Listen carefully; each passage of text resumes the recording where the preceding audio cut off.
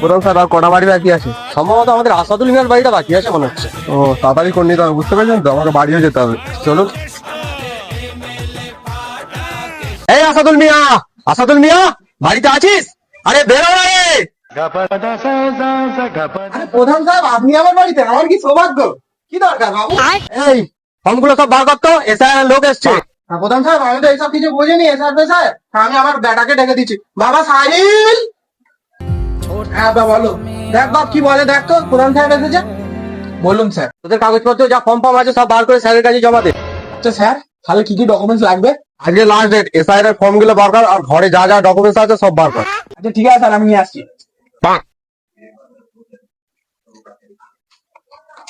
এই নিন স্যার।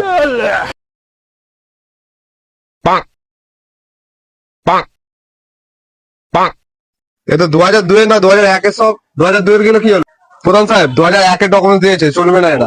2002 কথা বলা হয়েছে, 2001 কেন বার করেছিস তোরা? এসব চলবে না। থাকবি আর এই দেশে খালি বাড়ি সব পালাবো। ইচ্ছা করে চক্রান্ত করে আমাদের বার করে দিচ্ছে।